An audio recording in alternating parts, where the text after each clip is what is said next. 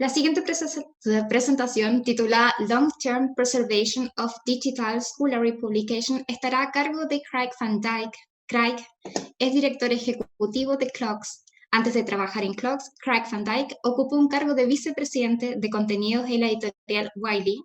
Asimismo, ha desarrollado una carrera de preservación digital, siendo parte de la junta directiva de la Fundación Internacional de DOI, Clocks, OrgID, Crossref y la Sociedad de Edición Académica SP por sus siglas en inglés, además de ser parte del Comité Consultivo de Pórtico. Recuerden que durante esta presentación pueden hacer clic sobre la traducción, sobre el icono traducción, para poder configurar el idioma de su preferencia.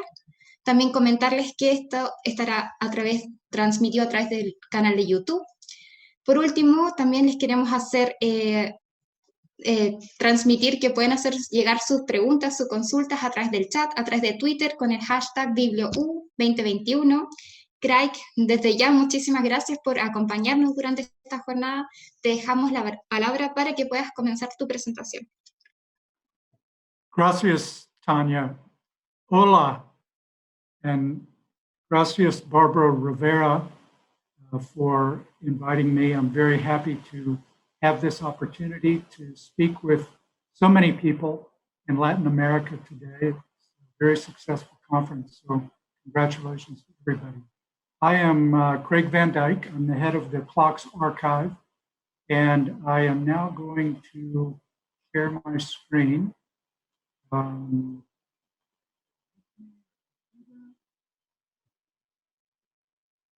Okay, I believe that I am now sharing my screen. Hopefully you can see my first slide. So again, thanks everyone. The first half of my talk will be about digital preservation of scholarly literature more generally. The second half of my talk will be about clocks more specifically.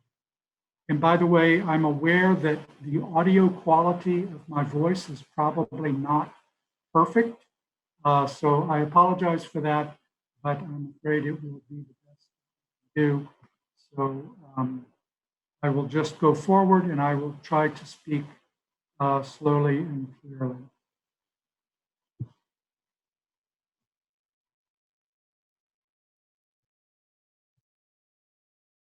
So the concept of digital preservation began really when libraries and users began using digital copies as the primary resource. With print, many copies exist in many different libraries around the world. So we can all feel comfortable that print versions are preserved because there's many copies all around the world. However, with digital content, normally the libraries do not have a digital copy. Sometimes they do, but normally not. The users are accessing the content on the publisher's platform. So how can libraries and users be sure that digital content will not disappear? And I would add here that libraries have always been the champions of preservation. And everyone has assumed that libraries were taking care of preservation in the print world. In the digital world, we need what we call trusted third parties like Clocks to step in and make sure that the content is preserved for the long term. Scholars rely upon. I'm so sorry for interrupting, but can you change the wave for the presentation, please? Oh, right. It should be on. Yeah, all good. Sorry. Thank you. Sorry about that. I completely forgot. Okay. All right. Thank you for that reminder. So scholars rely upon ongoing access to content. And scholarly literature is valuable for a long time. However, digital content can disappear from the web. And that's a problem for scholars because scholars need to be able to go back to the content that they have previously accessed and be able to access it again. Clocks is a system that ensures that the content will continue to be available. I want to talk in particular about open access journals today because open access journals have become more and more important and seem to be maybe becoming the primary kind of journal in the future. And I know that in Latin America, there have been a lot of new open access journals that have started in the last several years. Open access lowers the barriers to entry for publishers. Now we have a lot of very small open access publishers.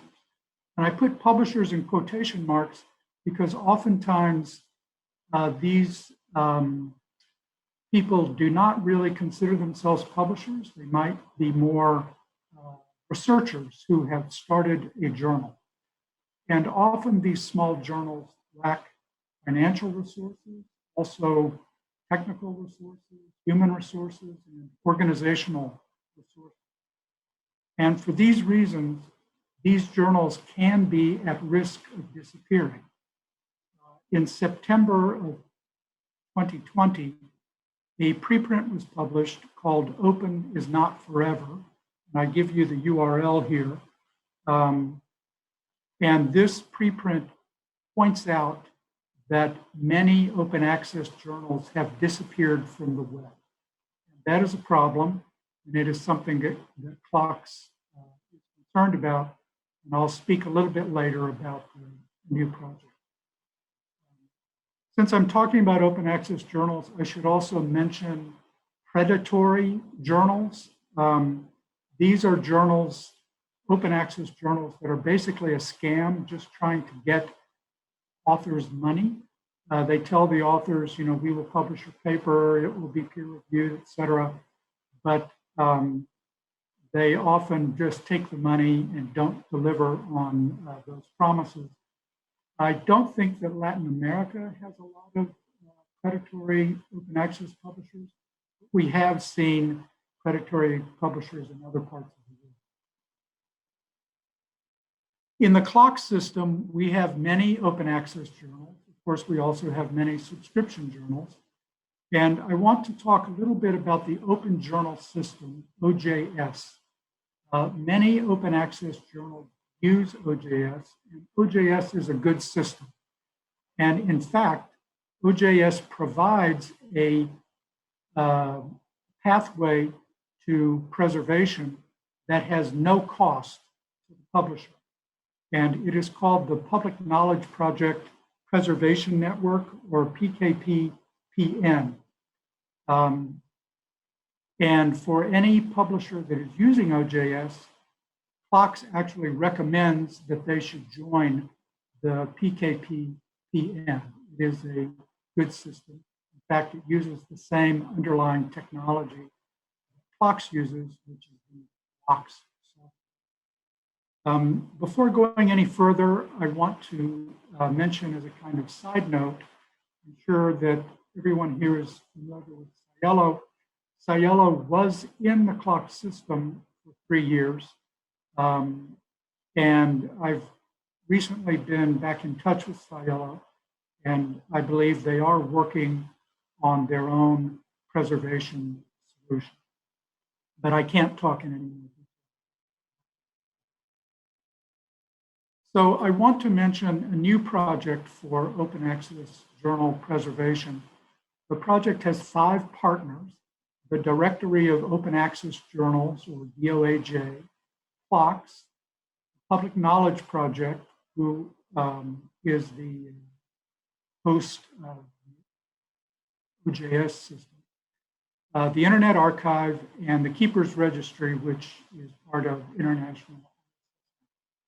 These 5 partners have come together with the goal of increasing the preservation coverage of open access journals. Phase 1 will focus on diamond OA journals. These are journals with no author fees, and typically they have no revenue. They are supported by a university,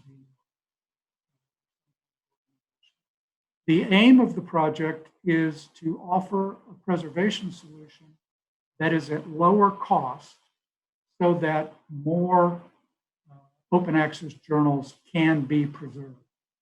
A requirement for the project is that the journal should be listed in the DOAJ.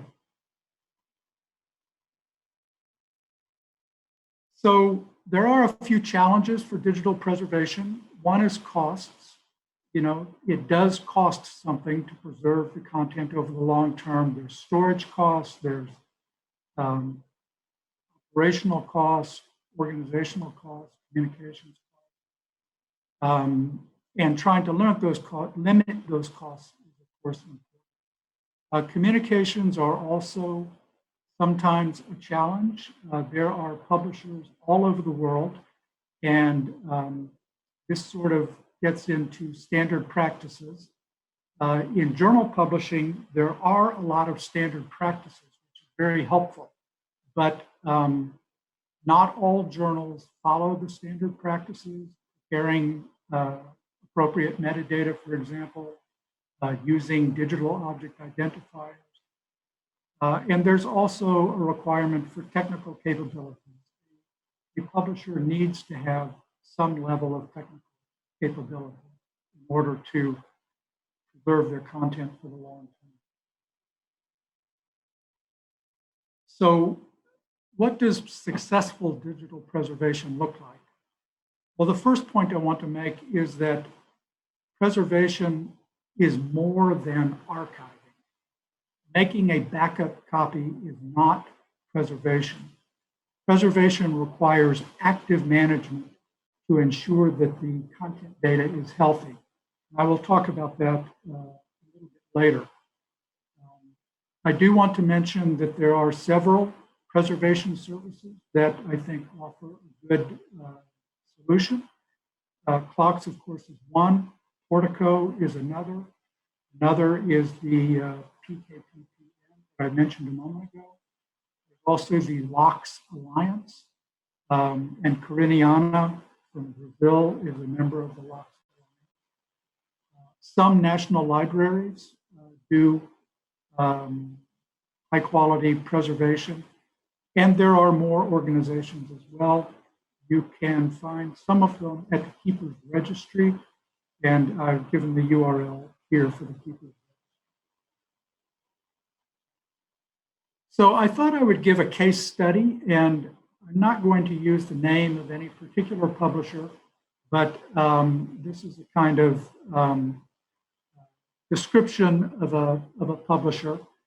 It's a small diamond open access publisher, meaning there are no author fees and basically no real revenue model. It has one biomedical journal.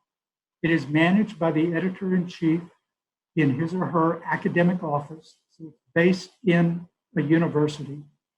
And this journal uses the open journal system, but unfortunately the version of OJS that they are using is too old to be included in the PKP preservation network. They are listed in DOAJ, which is good, and they want the DOAJ seal. The DOAJ seal is something that an open access publisher can earn if they meet certain criteria of the DOAJ. And one of those criteria is to be in a good preservation service. And this journal also wants to be indexed in PubMed. That's important for any medical journal. And PubMed also requires that a journal participate in a preservation service. So this journal makes the decision to sign an agreement with Clocks, and all of our publishers have signed agreements with us. The costs for this publisher, there's an annual fee of $242 per year. There's also an ingest fee, which is based on the number of articles per year, but the first 100 articles are free. And in this journal, they have less than 100 articles per year, so they have zero ingest fee. There is also a one-time setup fee of $1,500.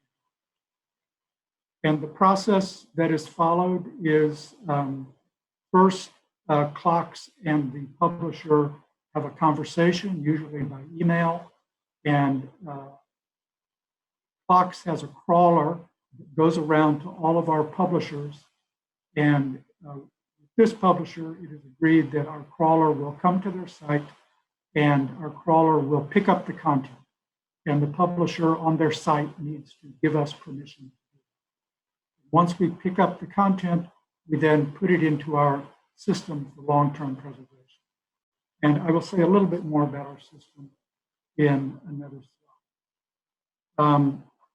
So with that, I am now going to move into focusing on CLOCKS as a system. We are a market-leading preservation technology using the open source LOCKS software. LOCKS is an acronym. It means lots of copies keep stuff safe. And CLOCKS is an acronym of an acronym. The C means controlled. So we are a controlled LOCKS implementation. And I'll say a little bit more about our technology later. At this point, we have 42 million journal articles in our system and 200,000 books. This, of course, grows every year. We have 300 publishers who are contributing their content to our system. We have 300 libraries who are supporting our system has global redundancy. We'll talk about, we have community governance, and our support from libraries is voluntary because they recognize the importance of long-term digital preservation. They recognize the important role that libraries play.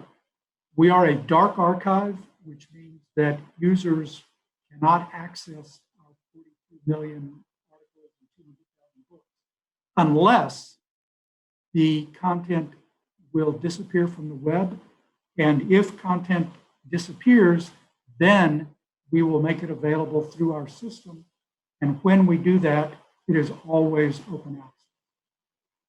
We have a certification as a trusted repository audit certification. We have the highest scores for technology and infrastructure.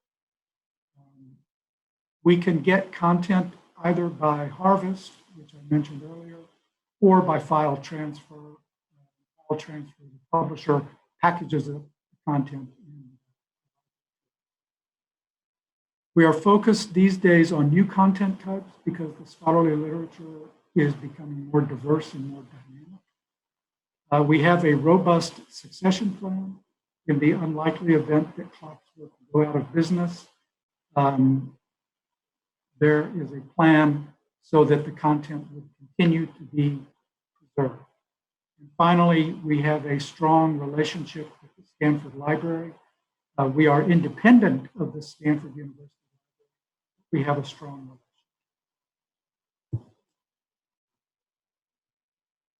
So a few words about our technology. We use the LOCKS technology. We have 12 copies of the content around the world. Here I show you the organizations that are hosting the content. In North America, there's 4 universities. In Europe, there's 3 universities. In Asia Pacific, there's 2 universities. In Japan, we have had discussions with parties in Latin America over the years, but none of those discussions have resulted in the establishment of a server node in Latin America. I'm hopeful that at some point in the future, CLOCKS will have a server node. As I said earlier, we are certified as a trusted digital repository with a perfect score for technology. The chief scientist is a gentleman by the name of David Rosenthal. Here is a link to his blog where he talks about CLOCKS. We were recertified in November 2018, and at that point received a score for organizational infrastructure. I said a moment ago that we can get content 2 different ways, either by file transfer or web harvest. Here I give the URLs for guidelines for publishers who want to work with us. In some ways, file transfer is simpler, but Web Harvest has a couple of particularly useful aspects. One is that with long tail publishers, and long tail means small publishers who maybe only have one journal, maybe do not have very much infrastructure. Some of those publishers are not really capable of creating a file transfer package. So Web Harvest is really the only way for us to get their content. So Web Harvest is particularly useful then. And also Web Harvest is a better method to pick up dynamic content. File transfer is very static. The content is very static. If we pick it up through Web Harvest, we can pick up more of the dynamic aspects. As I said, we are a dark archive. In those rare cases that we trigger content, we do it open access. And what a trigger means is when digital content ceases to be available to end users, access must be ensured to support scholarship, and that's when Clocks steps in and makes the content available. And here is a link to the content that we have. Saying a bit more about triggers, we have very rigorous rules and practices. We're very careful before we make content available. Our bylaws require that 75% of the board votes in favor of making content available, and no more than 2 board members can vote against. We have about 25,000 journals in our system. Of those 25,000, only 65 have been triggered. So you can see that it's a very small percentage of journals. However, it's a lot more than 0. So while it's a small number, it's an important. And these journals, even though the publisher basically gave up on them and took them down from the web, these journals are not unimportant. They receive about 1 million article downloads per year and about 20,000 DOI resolutions per month. We make the triggered journals open access, via Clocks, hosted by both Stanford University and the University of Edinburgh. And we assign a Creative Commons license to this content. I want to say a few words about the Clocks governance. Our board of directors is completely comprised by libraries and publishers. There's 12 libraries and 12 publishers on the board of directors. They meet several times a year and discuss issues that are important to Clocks and make decisions and give me guidance. So we consider that we are in constant close contact with the community. We are funded by publisher fees and contributions from libraries. We are a freestanding nonprofit organization based in the US. But of course, we are a very global organization. We are financially stable, and as I said, we have a strong succession. I only have a couple of more slides. Wanted to say a few words about our challenges. Right now, I think our engagement with the Global South is one of our challenges. So being invited to make this presentation is very appropriate and timely. Clocks is a service that is valuable for all libraries and publishers and end users in the world. And the Global South is actually underrepresented among Clocks libraries and publishers. And we'd like to collaborate with all of you in this meeting and others to try to improve that connection between Clocks and another challenge is, constant challenge is that we need support for a sustainable, diverse, and robust digital preservation environment. As I said, we are financially stable, but I never take it for granted that that support will always be there. So we always libraries are working to earn that support. We receive about 1/3 of our funding from global libraries. Our goal is actually 50%. So we would like to improve the level of funding support. Our priorities this year, I've already mentioned increasing awareness in the global south, also Asia. China, of course, is more and more important, and the Chinese government has announced an investment in scholarly publishing in China, domestic publishing. So we are trying to close relationships in China and elsewhere.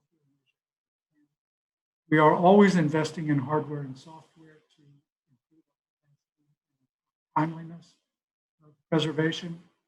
For the past several years, we've been completing our collection by adding large back files of publishers, going back to Volume 1, which in some cases, of course, is 200 years ago or longer, and books. We have 200,000 books, but we need to improve our coverage. This last point here, and it's really the last point that I'm going to make in my talk, is that scholarly publishing is evolving. It's more diverse and it's more dynamic. Nowadays, scholarly publishing is not just journal articles and books, it's also software, video, data sets, databases, interactive scholarly works, which are kind of enhanced ebooks, also post-publication content like comments, and preprints. And it is a challenge for CLOCs and other preservation organizations, first to understand out of all of these additional content types, what should be preserved, what measures up to the level of being part of the permanent scholarly record. If we take data sets, for example, there may be many data sets that qualify for long-term preservation, but there also are many data sets that are provisional, temporary, and do not qualify for long-term preservation. How do we know the difference? Not only that, but also are there norms? And in all of these kinds of content types that I've mentioned here, we don't have the same kind of best practices that are broadly adopted as we do with journals and books. So for a preservation organization like CLOCs, we are dealing with sort of an immature environment in some of these areas, and it makes it hard for us to build economies of scale.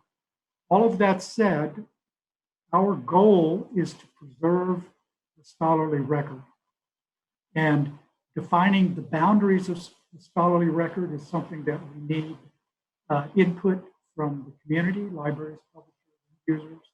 We need that input, and we also need to work with the community to understand what should be in scope for CLOCs and what is the best way for CLOCs to engage with all of these different.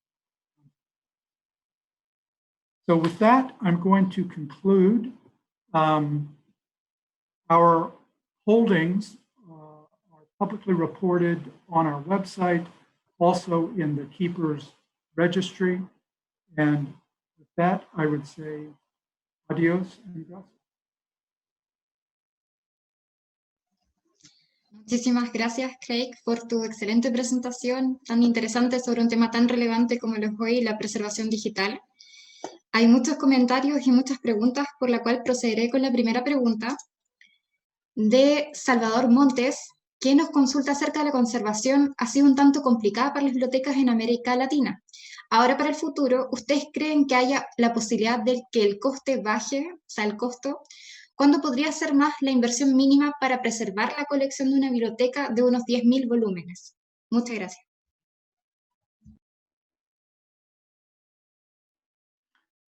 Okay, thank you for that question. It's a good question. And I think the question is a little bit different for libraries versus publishers. I think you're asking the question in the context of libraries. And one thing I did not talk about that I will now, libraries are concerned about preservation in a very broad way. Clocks is here to address the scholarly record, but a library may be concerned about the preservation of other kinds of materials as well. For example, the library might have an institutional repository that might have digital artifacts from faculty members that are not part of the scholarly record, but are important inside that university, and the library is interested to preserve that kind of content. And the library has a challenge to do that because that content comes in all kinds of shapes and sizes. It's difficult for a library to find economy of scale to preserve the sort of digital artifacts that are created within the university. There are systems that are available. The ones I'm most familiar with are in North America, such as Chronopolis, for example, which comes out of San Diego, or sorry, I'm forgetting the name of the other one that I want to remember. And then, in Brazil, there is Coriniana, which you probably have already spoken with them, but it would be worth speaking with. Muchas gracias, Craig, por tu respuesta. Catalina Soto nos hace otra pregunta. ¿Cuáles son las principales amenazas que atentan contra la preservación digital sobre la información digital? Muchas gracias. Thank you. That is a great question. And of course, that is a question I think about. I would say the number one threat, from my point of view, is library support. And I don't say that just because I'm speaking to 600 librarians right now. It is the truth that we need libraries to continue to consider digital preservation to be important. Libraries are the number one champions of digital preservation. And the financial support is one thing, and of course that's important. Even more important is the strategic support of digital preservation. Publishers, of course, listen to libraries very closely. Libraries are customers for libraries and authors, for scholarly publishers. So when a library says to a publisher, digital preservation is important, the publisher pays attention. That's the number one threat. A second threat, which is a little bit related, open access publishing could become a threat because libraries do not have to buy subscriptions to open access journals. So because libraries don't have to buy those subscriptions, does it mean that libraries will be less interested in the preservation of those journals? So again, I would appeal to libraries to be concerned also about the preservation of open access journals, even though you don't need to buy subscriptions, that on behalf of your user group of scholars, digital preservation is important, even if you don't have.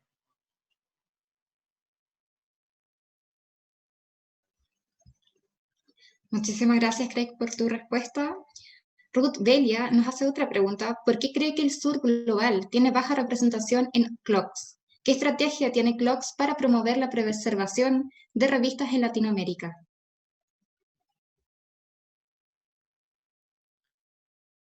Thank you for that question. I think the first is for CLOCs to do a better job of reaching out to Latin America. At any given time, we have a list of priorities, and we need to bring Latin America higher on our priority list. And I believe that as of now, we are moving Latin America up higher on our priority list. In former times, a few years ago, as I said, we had Cielo in our system, and we also had support from CAPES, a large Latin American library consortium. And we were very glad to have those relationships.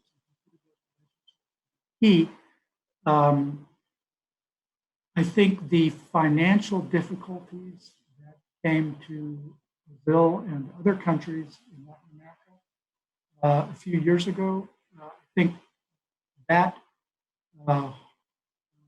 was a problem for continuing those relationships. The third thing I would mention is establishing a server node in Latin America. I think if we could do that, that would give us a footprint in Latin America. Now, in terms of other reasons, cost, the colleague previously already asked about cost. I think that cost is a barrier. When I was telling you our fees, to be honest, I think $242 a year is a very good fee. And I think $0 for ingest, if you have less than 100 articles, is good. But I think the $1,500 setup fee might be a barrier for some publishers. And we are working to try to have more efficiencies at our end in the onboarding of new publishers so that we can reduce that setup fee. If we could reduce that, then I think that might help publishers from Latin America.